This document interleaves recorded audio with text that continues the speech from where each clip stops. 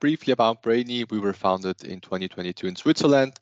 As said, we are very industry oriented. So Luca works as a business developer. So he has an extensive experience in asset management.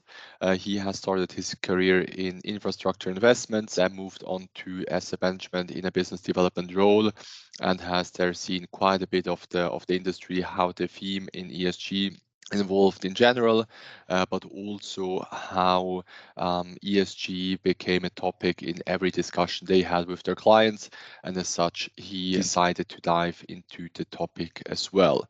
Myself, my name is Patrick Risi. I have founded Brainy in 2022. Initially I started in investment banking, then moved into fund management, and there as an investment manager for a multifamily office.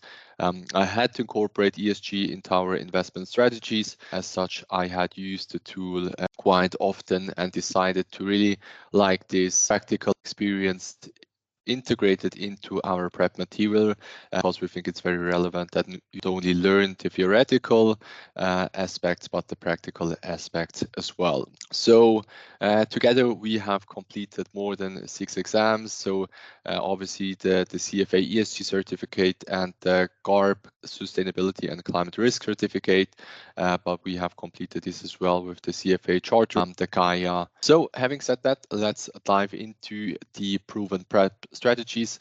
As said, this is a topic where we get quite a few questions. What is the best way to prepare for the exam? How many months should I factor in, or are sufficient to pass the exam? So we just got the other day, we got a question from someone who wants to take the GARP SCR in the next 4 weeks, which is clearly very, very ambitious.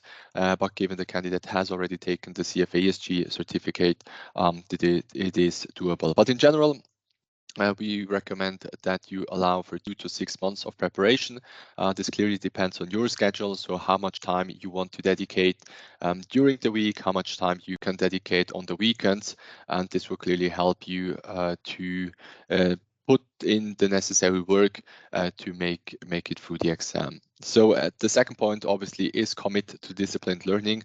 We think this is very important. As such, we have integrated this into our platform and tried to make our tools as helpful as possible, because one of the main challenges we have seen is that most people, they don't adhere to the schedule and such fall behind their schedule, which in the end makes it very, very difficult to pass the exam, given for the GARP SCR, you have to cover 200 pages. CFA ESG is roughly 600 pages. So it is a lot of material to cover. Then very, very important, there's no prior CFA or GARP or any finance experience required. So we had candidates doing it directly out of university. We had candidates that work in different industries, which is absolutely, it makes sense. We have experienced ourselves that the topic of ESG is broadening up and is moving into other industries as well. So it's very good that you do the work and get up to speed with ESG. In general, the study plan as we see it is the best way is to start by reading the official syllabus. We always say our summary notes are not placement of the official syllabus, because whenever you summarize something, there's obviously a trade-off having a shorter curriculum or having a summary versus having all the details, all the case studies included. And if you skip it, or if you want to save some time initially and you skip the syllabus, we think it will always hit you back later on. When you go through the test, you will notice that you have some gaps in your knowledge, and then you have to look it up. So as a result, we always recommend go through the curriculum once is absolutely sufficient, because then you will have read everything. You will know the details. With our tools, you will be able to narrow down the knowledge. Then at the end of each chapter, while you read the syllabus, meant that you move from let's say the passive part, so just reading the content, to actually use it and therefore memorize it. So moving it from the short-term memory to the long-term memory. And we have designed a couple of tools that would help you to do so. The first one is the summary notes. As said, this is our guide which condenses the key points of the curriculum. For both certificates, it's roughly 200 pages long.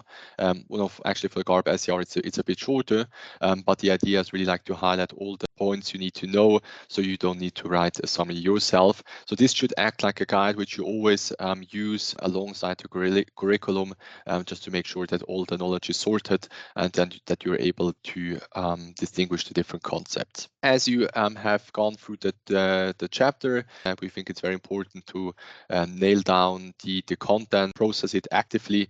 That means solving the end of chapter questions. So for every chapter, we have designed a bunch of questions. The idea is always to cover as much of the chapter as possible.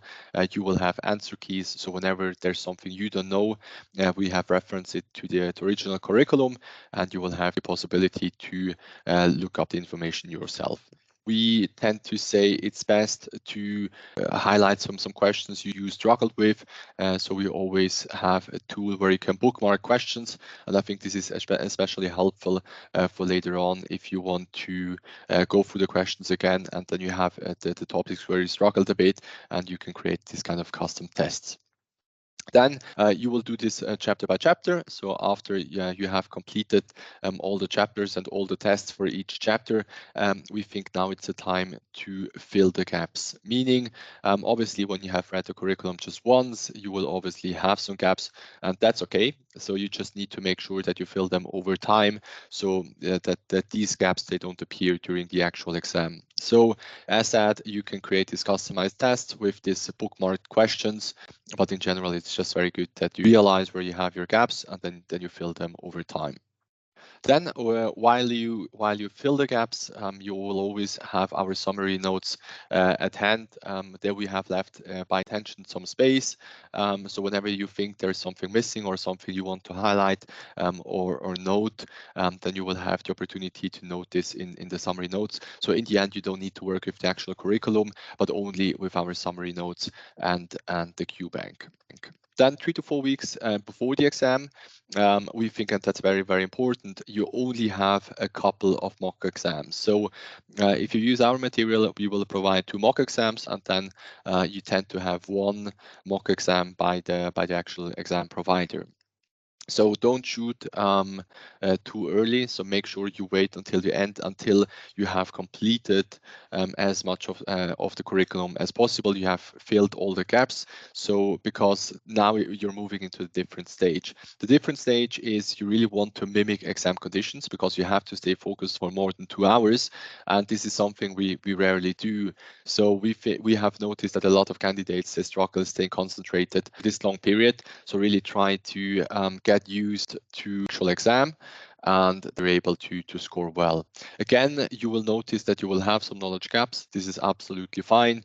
Just make sure that you fill them, and then you can do the second mock from Brainy, and would be more. You should be quite nicely prepared.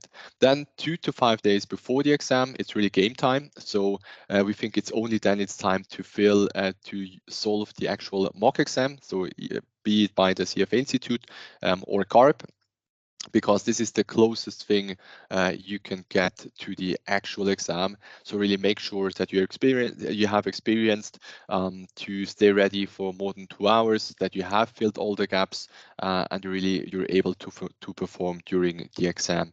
Again, any remaining gaps, that's absolutely okay. Just try and make sure that you fill them using our summary notes, and really leverage our summary notes to fill the gaps. Go through the summary notes again and again, and then after a while you will have everything in your head.